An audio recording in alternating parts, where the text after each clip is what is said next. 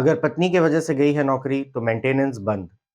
Allahabad high court ने clear कर दिया है कि अगर पत्नी की किसी वजह से पति की नौकरी जाती है या वो बेरोजगार होता है तो इस केस में उसे मेंटेनेंस नहीं मिलेगा।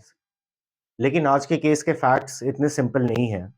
आज के केस में पत्नी ने पति को पहले गोली मरवाई जिससे पति पैरालाइज हुआ और फिर उससे मेंटेनेंस मांगा। देखते हैं इस केस में कोर्ट ने क्या कहा और फिर देखेंगे कि इस जजमेंट को आप किस सिचुएशन में यूज कर सकते हैं। दोस्तों, मैं हूं एडवोकेट अतिशय प्रसाद, 30,000 कोर्ट दिल्ली से, और बिना किसी देरी के चलते हैं केस की ओर। दोस्तों, इस केस में पति पत्नी के विवाद ने एक ऐसा रुख ले लिया कि पत्नी के पिता और भाई ने पति के, जो कि एक डॉक्टर थे, उनके क्लिनिक पे जाके उनको गोली मारी। डॉक्टर्स ने कहा कि अगर गोली निकालेंगे तो पति पैरालाइज हो जाएगा, और जो कि हुआ। इस केस में जो हस्बैंड था, जो कि खुद एक डॉक्टर था, उसे इस इंजरी की वजह से पैरालिसिस हो गया, यानी लकवा मार गया, और वो कोई भी आगे की कमाई करने में असमर्थ है। दोस्तों, इसके बाद इस केस में ऐसा हुआ कि पत्नी ने हस्बैंड के ऊपर मेंटेनेंस का केस भी डाल दिया। उनका कहना था कि भले वो पैरालाइज्ड है, पर वो डॉक्टर है, वो कमा ही लेंगे। और इस मेंटेनेंस पिटीशन में इलाहाबाद हाई कोर्ट ने एक ऐसा ऑब्जर्वेशन दिया जो कि 125 सीआरपीसी के इंटरप्रिटेशन पे एक लैंडमार्क जजमेंट कहा जा सकता है। कोर्ट ने कहा कि हस्बैंड की ड्यूटी ज़रूर है अपनी वाइफ को मेंटेन करने की, बट लॉ का एक और प्रिंसिपल है कि one can not take the advantage of his own wrong, यानी कि कोई अपने की हुई गलती का फायदा नहीं ले सकता है।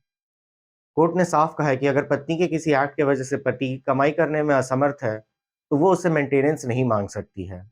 और इस केस में तो पत्नी का एक्ट एक क्रिमिनल एक्ट था। ये तो वही लॉजिक होगी कि आप किसी के पैर तोड़ दें और फिर उसे बोले कि आप दौड़ क्यों नहीं रहे हो। दोस्तों, अब हम देखेंगे कि इस जजमेंट को हम किस केसेस में कैसे-कैसे यूज़ कर सकते हैं। ऑब्वियस सी बात है कि इस जजमेंट को यूज़ करने के लिए आपको गोली खाने की ज़रूरत नहीं है। तो चलिए देखते हैं कि किन-किन सर्कमस्टांसेस में ये जजमेंट आपके काम आएगा। देखिए दोस्तों, काफ़ी बार ऐसा होता है कि 498 ए के एलिगेशन के वजह से ही लोगों की नौकरी चल जाती है। इस केस में आप ये शो कर सकते हैं कि प्राइमा फेसाई अगर एलिगेशन फ़ॉल्स है, फिर भी इस झूठे केस की वजह से आपकी नौकरी चली गई है, तो आप इस जजमेंट को यूज़ कर सकते हैं कि आपकी कमाई खुद आपकी पत्नी की गलती की वजह से गई है, तो आप कैसे उसका गुज़ारा भत्ता देंगे। काफ़ी बार ऐसा देखा गया है कि पत्नी जाती है, पति के ऑफ़िस में एक तमाशा क्रिएट कर देती है, जिसके वजह से पति को बहुत मेंटल स्ट्रेस झेलना पड़ता है, और काफ़ी सिचुएशन में ऐसा होता है कि ऑफ़िस वाले उस वजह से पति को निकाल ही देते हैं।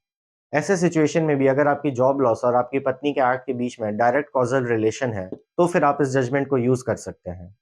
और तीसरी बात दोस्तों, जो कि इस केस के ही फैक्ट्स में है, अगर पत्नी की कोई क्रिमिनल एक्ट की वजह से नौकरी जाती है पति की, या वो मेडिकली इनकैपेसिटेटेड हो जाता है आगे पैसे कमाने से, तो इस सिचुएशन में भी इस जजमेंट को यूज़ किया जा सकता है।